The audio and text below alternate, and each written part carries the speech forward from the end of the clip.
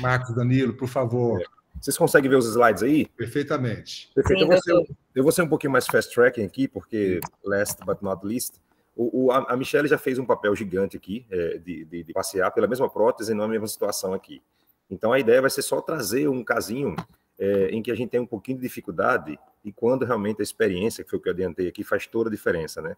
Ter o guru do lado. Então, meu guru para a intervenção estrutural aqui é o Léo Guimarães, a quem eu agradeço de pronto aqui, em público, e para mim é um cara que me ajuda demais da conta, além do professor Cacheta também, mas o Léo, pessoalmente, eu adotei como meu guru, ele sabe disso.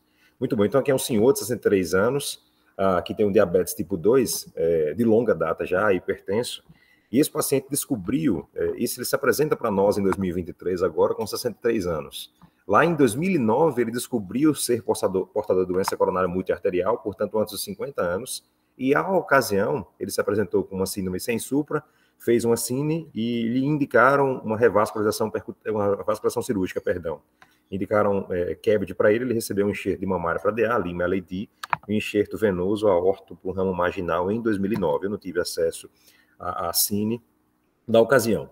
3 anos após, esse paciente faz uma nova síndrome coronária aguda, sem supra-ST, é submetido a um reestudo e, para surpresa de todos, ambos os enxertos, tanto o venoso quanto o enxerto padrão ouro, se encontravam ocluídos, e aí se tentou, à ocasião também, eu não tinha imagem, ressuscitar a ADA através do enxerto mamário, fez-se um slow flow, no reflow violento, e depois, num terceiro tempo, procedeu-se à intervenção percutando os leitos nativos da DA e do ramo marginal com o DIS, à ocasião de primeira para segunda geração.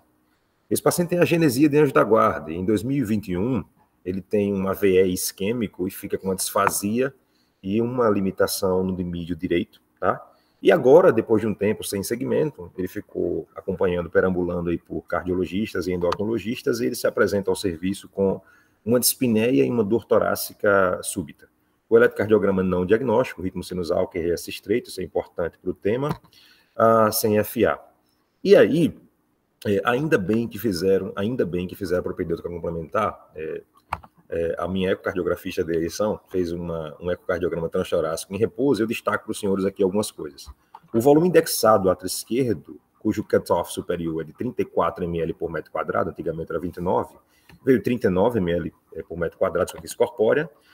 Algumas alterações segmentares, implicando uma fração de ejeção pelo método adequado, que é Simpson, né, quando a alteração segmentar de 0,44, então uma ligeira redução da função ventricular global, tá? O VD preservado, não tinha antecedente de ser tabagista, e uma válvula aórtica, né? Os ecocardiografistas abominam quando a gente chama o termo bicúspide, então bivalvular, né? Ela conseguia ver muito bem isso aí, e com uma descrição de adoecimento degenerativo dos folhetos. Então, uma válvula bivalvular, S0, realmente com duas válvulas, né, ou cúspides ou lacíneas ou folhetos, e uma redução da mobilidade e das excursões da abertura. Um gradiente sistólico de pico de 64 e um médio de 44, a despeito de haver uma injúria do ventrículo esquerdo, e chama atenção uma hipostenesia difusa, típica da valvopatia, assim como nos casos da Michelle e do Lucas, né? E algumas alterações segmentares secundárias à doença coronariana epicárdica que esse paciente tinha. Então, um gradiente médio acima de 40, uma área valvar menor do que 1 centímetro quadrado, só não se calculou aqui a velocidade, que se maior que 4 seria o terceiro critério para a gravidade anatômica da valvopatia aórtica desse paciente. Uma via de saída do ventrículo esquerdo de 25. Então, esse paciente se apresenta sintomático, com um gradiente elevado, portanto, na gradação, ele seria estágio D1, porque o gradiente era acima de 40, com uma área valvar menor do que 1, a despeito de uma fração de ejeção menor do que 50%. Esse paciente me foi encaminhado para uma cine. A gente já sabia que os enxertos venosos venoso e arterial estavam ocluídos, e à direita não dominante, sem muito significado, já havia stents na coronária descendente anterior, esquerda, e na circunflexa, no marginal, stents pérvios. Na borda distal de um stent previamente implantado na DA, uma suboclusão, foi de pronto tratada, tá? Com um DS de terceira geração, via transradial distal, com um volume de contraste ao todo menor que 25 ml, como é a nossa política aqui, e nós procedemos agora à discussão. Um detalhe para esse paciente é que, a despeito de ter um risco global pelo STS score não significativo, tem um detalhe que esse paciente já tinha uma toracotomia prévia, já tinha previous CABG, né? Esse paciente tinha um stroke, e esse paciente tem um detalhe fundamental. Ele criou um asco, uma ojeriza, uma repulsa a qualquer menção a uma reintervenção cirúrgica. Afinal, de 2009 para 2012, os 2 enxertos dele não vingaram. Então, ele tinha previous failed CABG. Então, ele tinha pavor ao ouvir o nome nova toracotomia. Esse caso, 63 anos, entre aspas, a saúde suplementar não é obrigada a liberar, enfim, auditor de convênio, vai para lá, vai para cá. Esse caso foi judicializado, e aí nos restou a intervenção percutânea. Então, lembrando, em summary, 63 anos, previous CABG, sequela de AVE, doença coronária já com múltiplas intervenções percutâneas, intervenção cirúrgica prévia, falha. E aí, pelo ecocardiograma, uma válvula bivalvular. Então, nos achados aqui do ecocardiograma, nós usamos, não temos o luxo, Michele, de usar o Trimension no nosso dia a dia, eu uso pessoalmente o Horus, né, versão do Osiris, enfim. E aí o que nos chama a atenção, esse é o report da empresa, mas que foi bastante similar ao do nosso Master Léo e ao meu, modéstia à parte, e nós tivemos um perímetro de 88, com uma área de 600, isso é importante para que nós plotemos aqui em relação à prótese que escolhemos, um diâmetro da via de saída de 28, tá? Basicamente batendo com o diâmetro derivado do perímetro, né, da área valvar. Lembrar que para a bicúspide existem essas variações, né? Tem várias morfologias, ela pode ser maior no LVOT em relação ao intranular e em relação à distância intercomissural, ou o contrário. Então, bicúspide é sempre um capítulo à parte. A altura da coronária direita não dominante, um campo de futebol 27, da coronária esquerda dominante de 12, requer alguma atenção, um sistema esquerdo dominante, né, não mais protegido por enxertos venosos, a STJ sem muito significado, e aqui lembrar que ele só tem dois folhetos, mas com o aplicativo a gente pode inferir esses 3. Aqui em relação à anatomia do anel, então, sem dúvida nenhuma, de fato, nós temos 2 folhetos, 2 comissuras, uma calcificação em um dos folhetos, né, que teoricamente seria o direito aqui e o esquerdo, mas como só são 2, a gente não tem essa liberdade de assim chamá-los, são 2 folhetos, uma calcificação protraindo para o centro desse folheto aqui, no ânulo, ainda bem, uma classificação discreta para ausente, e a distância intracomissural, como a Michele muito bem citou, e como é o trabalho de Didier Tietê, medidas 4, 6, 9, 12, a gente não tinha tanta variação, veja que mais ou menos na casa dos 33 milímetros. Eu seria um pouquinho mais breve, exatamente por causa dessa questão do tempo aqui, e a nuance desse caso é um pouquinho mais no intraprocedimento. Aqui na via de saída também, não muita calcificação que nos implicasse a escolha, por exemplo, de uma prótese autoexpansível. Então, até aqui, acho que as próteses não tem nenhuma obrigatoriedade em relação ao self-expandable ou balloon expandable, né? Os diâmetros do seio de valsalva também aqui inferidos, né, já que nós só temos 2 comissuras e 2 folhetos, então supõe-se que seja essa distância de 3 comissuras. Na junção sinotubular, também alguma calcificação, mas nada de quadrante, muito menos circunferencial. Na aorta ascendente, idem, sem mais comemorativos. Aqui só a mensuração da altura das coronárias, do sistema esquerdo 12, do sistema direito 21. E o padrão de calcificação que o Trimension nos permite, alguma calcificação aqui na crosta da aorta, calcificação, mas no aparato valvar aórtico, bicúspide é igual a assimetria e é igual a calcificação. A angulação do nosso caso, bem mais agradável do que a angulação do caso da Paulinha, do Léo, de IAO, né? Então, eles tinham literalmente uma aorta deitada para implicar ainda mais dificuldade técnica, né? Então, sem cálcio e com a aorta deitada, naquele caso de IAO, realmente só para gente grande. Nesse caso aqui não, uma angulação razoável, uma angulação de 40 graus em relação ao eixo da aorta e do VE. E aqui, como a Michele antecipou, no caso dela, o Trimension nos permite, e isso foi motivo de um paper recente do Jack, dos preditores de oclusão coronária. Nós temos aquele trabalho do Ribeiro brasileiro de lá de 2013, se eu não me engano, em que a gente tem essa regra do 30 de seio e 12 para 10 de altura coronária. Recentemente no Jack a gente tem alguns parâmetros mais atuais para a estenose nativa, em que nós temos um VTC, que é a distância virtual entre a válvula e a coronária nativa menor do que 4, mais um volume de cálcio no folheto relacionado, então no folheto esquerdo para a coronária esquerda, no folheto direito para a coronária direita acima de 600.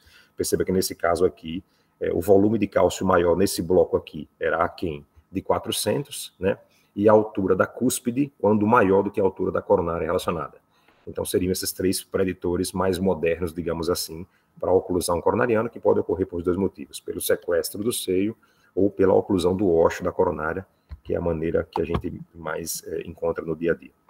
Então, aqui na reconstrução do OK-Puck, nada que chamasse muito a atenção, mas de fato uma válvula bivalvular, ou bicúspide, por assim dizer, com 2 comissuras e apenas 2 folhetos.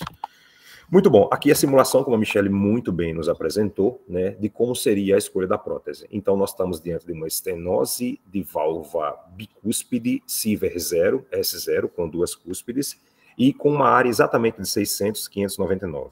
Em a gente escolhendo a prótese Maival da Mary, uma prótese self-expandable, que já foi apresentada, uma prótese 29, em a gente utilizando o seu volume nominal, nós teríamos um oversize de 10%, que seria o limite superior da normalidade para se tratar uma válvula estenótica, né, para insuficiência, como o Léo falou, esse oversizing. Eu já ouvi, Léo, até colegas falando de 30% a 40%, um oversizing realmente bem além, para que a gente não tenha essa migração para o VE ou a embolização para a aorta. Então, essa foi a nossa decisão, que foi corroborada pelo nosso guru de TAVI. Escolhi uma prótese 29, uma abordagem minimalista e insuflá-la no volume nominal. Aqui, em relação aos calibres, a via de acesso, lembrar que para essa prótese 29 nós precisaríamos de pelo menos 6 milímetros. Para esse device, a partir do 26, 27,5, nós precisamos de dilatar o Python, né? A Michelle muito bem mostrou. O Python é o Shift 14 French, que assim como da companhia Edwards, é expandable, é dilatável com o introdutor 18 French, o segundo introdutor, para as próteses de um perfil um pouco maior. Então, nós precisaríamos de pelo menos 6 milímetros para que nós não tivéssemos aquele SFAR, né, que é o Shift to Femoral Artery Ratio, maior do que 95 e jamais maior do que 1,05, né? Então, temos, vejam, tanto no sistema direito ilíaco femoral, quanto no sistema contralateral, calibres bem interessantes, e quando nós reproduzimos as imagens do centerline também, ainda que alguma calcificação, principalmente mais na aorta terminal, a montante da bifurcação em ilíacas, o lumen interno bastante factível, execuível para a abordagem transfemoral de TAVR. Aqui só com vistas acadêmicas, eu gosto de documentar cada step dos procedimentos. Aqui o avanço do Python 14 French, a calcificação se mostra mais interessante exatamente aqui na bifurcação distal, veja os fios de toracotomia, e o Python conseguiu progredir. Aqui a gente usou ainda dois dispositivos ProGlide per close, a 10 e 2 horas, isso nós vimos que em alguns serviços apresentados tem migrado para um per close e um dispositivo de selamento extra-arterial. Isso vai além do escopo da nossa apresentação. A Michelle muito bem destacou, quando nós estamos diante de uma anatomia bicúspide, aquela angiografia coplanar tende a não ser tão bonita como a gente encontra no dia a dia para as válvulas trivalvulares ou com 3 folhetos. Então veja que muitas vezes, neste caso especificamente, foi um desafio. Aqui nós estamos indo ao acesso secundário via transradial distal, foi o redo, eu já tinha feito a cine, a intervenção na DA pela right distal transradial, como é o nosso default, e aqui é um redo right distal, sedação consciente, e o acesso primário transfemoral direito, com punção guiada pela ecografia vascular. Então, um alinhamento não tão satisfatório, os stents no sistema esquerdo, no marginal e na descendente anterior. Aqui o cruzamento da válvula aórtica com catéter L1 e um fio straight tip, um fio de ponta reta, cruzando no alinhamento coplanar dos folhetos, depois migra-se para OAD. E um outro ponto que a Michelle muito bem trouxe, aqui é o nosso ecocardiograma transtorácico, e a Michelle muito bem focou nisso, a importância de se posicionar o guidewire para TAVI no apex do VE. Então, esse é um terceiro guidewire, houve um caso em que se usou uma Safari, salvo engano no caso da Michelle, o Confida da Medtronic no caso do Montenegro, e aqui nós estamos usando uma Landerquist Double Curve da Cook, e a despeito de nós termos conseguido entrar no VE com o AL2 na posição, entre aspas, olhando para cima ou de barriga, né, nesse frame da direita aqui, nós, com o controle ecocardiográfico, a Michelle muito bem citou isso, não estávamos muito bem confortáveis em relação à posição no apex do VE. Então, nós procedemos a um posicionamento de um pigtail intraventricular e com o auxílio do pigtail, com a Landerquist, ela foi posicionada bem no apex do VE, para que a gente minimizasse a interação com o aparato valval mitral, com as cordoalhas, com os músculos papilares, e diminuíssemos a chance de complicações como laceração do ventrículo ou coisa que o valha. A pré-dilatação foi feita com o Mammoth Balloon, que vem no kit da Mary Maival, esse também exatamente igual ao da Michelle, um 20x40, usamos uma pré-dilatação bem minimalista, por assim dizer. O nosso diâmetro mínimo permitiria, inclusive, um Mammoth um pouquinho maior, um 23, mas nós usamos um 20x40. E nós estamos com Rapid Pacing, professor, e exatamente o senhor tinha falado que não tinha ainda experiência com essa questão do Rapid Pacing pela Landerquist. Com o Léo, a gente tem coragem de fazer coisas desafiadoras. Então, realmente, a minha guia inicial com a qual eu me sentia mais confortável era a Safari, devido ao pre-shape, devido à acomodação bastante interessante com o VE, mas a gente tem migrado para a Landerquist. E em todos os casos que nós fizemos com o Léo aqui, com abordagem minimalista, ainda bem, nós não tivemos nenhuma falha do pacing pelo fio do VE, tá? Aqui o posicionamento, e é agora que a coisa fica um pouco mais interessante. Então, perceba, nós temos duas cúspides, por assim dizer, né? E para esse device, como a Michelle muito bem expôs, a recomendação do fabricante é que nós usemos o meio da segunda marca radiodensa, como o plano de alinhamento ao virtual anel, né? Ou seja, o ponto mais inferior de implantação dos bottoms, dos hinge points, né, do nadir. Em alguns casos, a gente tende a implantar essa prótese um pouquinho mais shallow, mais alta, principalmente quando nós estamos diante de uma válvula bivalvular ou bicúspide, como é o caso. Uma vez que a Michelle muito bem antecipou isso aí, o selamento do skirt, da saia lateral da prótese, na válvula bi, tende a ser na distância intercomissural. Portanto, um pouco acima, um pouco mais alta, ou um pouco mais negativa em relação ao anel verdadeiro, que é o ponto de implantação. E agora eu vou chamar os senhores a atenção para esse painel da esquerda. Então aqui é o posicionamento adequado, perceba, nós estamos usando aqui a primeira marca radiolucente, ou seja, um pouquinho mais alta do que o recomendado por bula, né? E o início da liberação, perceba o que acontece. Eu vou repetir esse vídeo aqui. Então, o primeiro operador precisa de ficar bastante bem atento ao posicionamento e ao comando para as angiografias, né? Então a sequência confirmou com a angiografia, a posição está adequada, então vamos para a liberação. Então, pacing 180, a pressão despenca, uma vez que a pressão despenca, insufla-se inicialmente a prótese, faz-se o dog bone, depois a maioria dos operadores faz uma segunda injeção para que se confirme de fato com o dog bone, com a interação inicial entre o complexo balão prótese, nesse caso a prótese já vem crimpada, com o anel nativo ao redor. E aí, em se confirmando que está tudo ok, continua-se a insuflação, né? Quando as próteses são maiores para essa marca, precisa de insuflar o Big 60, né, Léo? E depois fazer o clockwise rotation até o final. E contam-se 5 segundos, ou 1001, 1002, 1003, 1004, 1005, para que se permita uma expansão adequada da prótese que é balloon expandable, e a sua interação adequada com esse complexo valvar aórtico nativo. Depois deflaciona-se esse balão, e em se tratando de estenose aórtica, como é o caso aqui em foco, pode-se simplesmente remover o pacing e com o estímulo pelo fio, basicamente se desconecta um dos cabos do jacaré, no caso o preto, né? E você perde esse comando. Em IAO, o Léo muito bem frisou, isso jamais pode ser abruptamente executado, deve ser step by step, com reduções gradativas, ou em casos mais desafiadores também você pode diminuir, ao invés de simplesmente desligar o pacing, fazer como se fosse um desmame de um corticoide ou de uma droga vasoativa. Então, step by step down, no caso. Mas o que eu chamo a atenção dos senhores é injeção, inicia-se a insuflação, e quando o dog bone começa a se informar, perceba a tendência da prótese de invadir o REO-VOT ou fazer uma embolização para dentro do VE. O reflexo que um operador de coronária tem nesse momento é, quando você está insuflando um balão numa coronária, você tem o watermelon seeding slippery effect, o efeito de deslizamento da semente de melancia, numa restenose de stent, numa lesão fibrótica, é automático, é intuitivo, né, é medular do operador aspirar o balão. É isso, todo mundo tem isso em mente. Mas neste caso, em se tratando de uma TAVR, uma prótese balão expandable, balão expansível.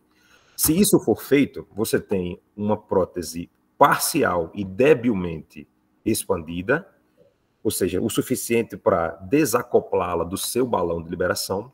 E aí, se você aspira esse balão, você completamente perde essa relação de 1 para 1 do crimping que foi feito no benching da sala. Então, você simplesmente inviabiliza a liberação adequada dessa prótese. Então, esse é um caso exatamente nisso. Então, em acontecendo essa situação, aqui precisa de haver um trabalho em equipe, literalmente um teamwork, de tal sorte que o primeiro operador recua a prótese em direção mais aórtica, e depois, com novas angiografias, esse deployment deve ser complementado.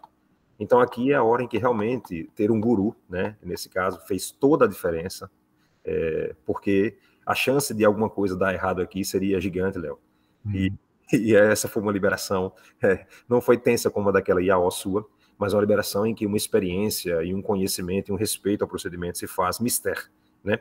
No painel da direita, a segunda etapa, né? Nós gravamos essa liberação com a Cine. Em geral a gente faz o Storeflu, mas nesse caso a gente precisou de gravar realmente, e a despeito de todo esse manejo aí, nós conseguimos recuar, e conseguimos, senhores, uma liberação bastante interessante.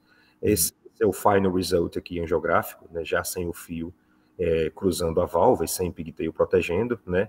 Então percebam que aqui é um acoplanar, então como se fosse o seio esquerdo, né? Como se fosse o seio esquerdo, a prótese bastante shallow, sem perder, por assim dizer, o seio esquerdo. Não há sequestro do seio supostamente esquerdo, ou seja, não há oclusão coronariana pelo sequestro desse seio, e não há oclusão coronariana do sistema coronário esquerdo dominante por um rebatimento desse folheto. O controle ecocardiográfico transtorácico, já que era abordagem minimalista, nos mostra um PVL, um paraválvula líquido discreto.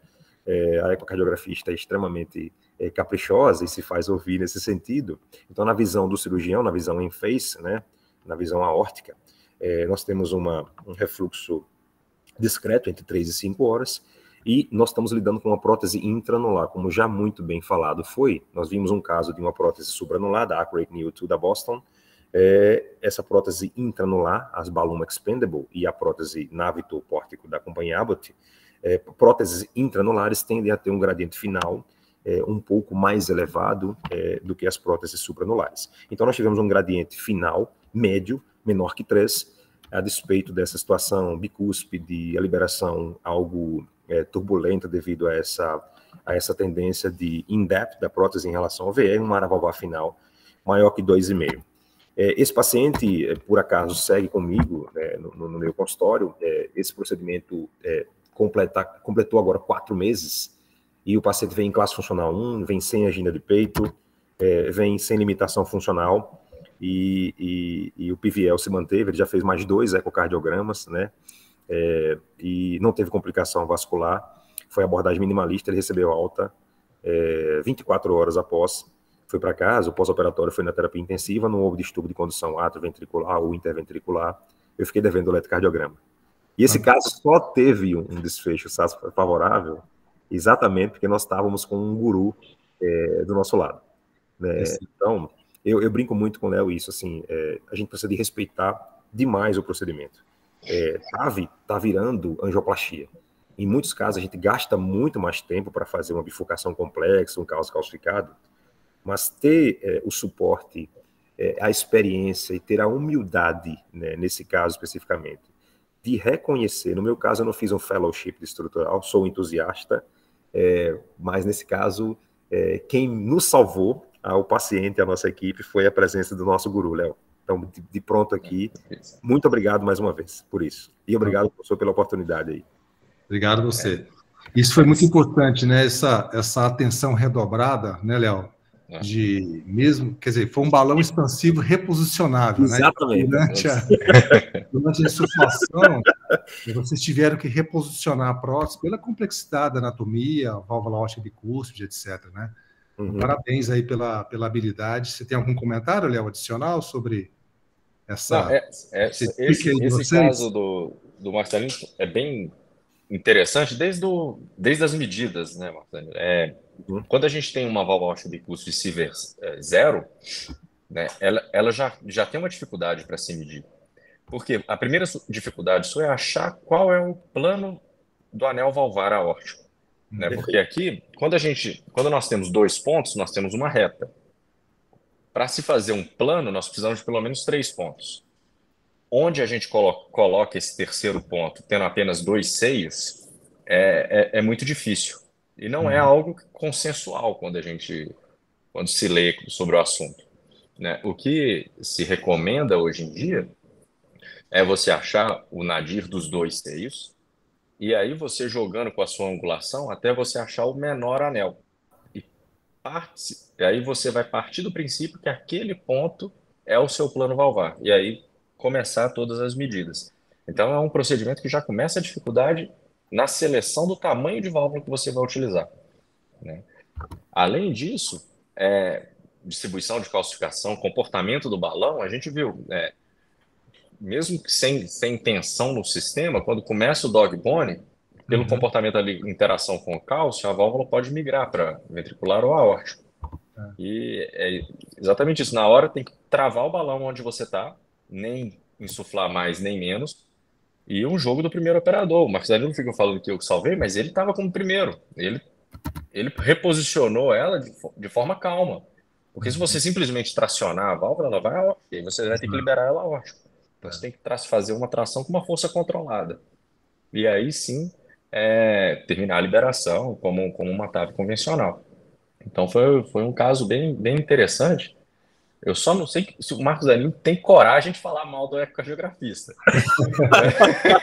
Ela está aqui do meu lado, ó. Muito bom, Léo. De resto, é sempre um prazer. Maravilhoso essa mudança de estratégia durante o procedimento. Parabéns, muito bom. Pessoal, então a gente vai ter que finalizar. Peço desculpas aí pelo adiantar da hora, mas a gente teve 4 casos maravilhosos. Agradeço aqui a participação dos apresentadores. No primeiro caso, a Michele, com válvula aórtica bicúspide, mostrando técnicas diferentes, né? O bom planejamento pela tomografia. Depois o Lucas Montenegro mostrou para a gente uma estenose aórtica com um anel pequeno, as particularidades de planejamento, da boa escolha. Depois nós tivemos a Paulinha, que mostrou um caso de insuficiência aórtica pura, uma indicação off-label, um caso extremamente difícil, interessante, né? E, finalmente, o Marcos Danilo, com a sua eloquência toda, boa apresentação didática, uma válvula aórtica bicúspide, com 2 folhetos, é menos frequente do que a tipo 1, né? A tipo 0 é infrequente de acontecer. E essa habilidade que eles tiveram com o Léo de solucionar um problema ali imediatamente com o deslocamento da prótese na posição ventricular e ficou um resultado final extraordinário. Então, foi uma noite, assim, um pouco longa, mas muito proveitosa, um pontapé inicial que a gente pretende fazer agora. 96 casos faltam só para a gente discutir nesses próximos meses. Foi muito proveitoso a discussão e agradeço aqui antecipadamente também. Agradeço os palestrantes, o Léo, pelos comentários, e nos vemos, então, nas próximas semanas. Muito obrigado a todos. Obrigada. Beijo, pessoal. Parabéns a todo mundo. Beijão. Valeu. Parabéns. Tchau, tchau.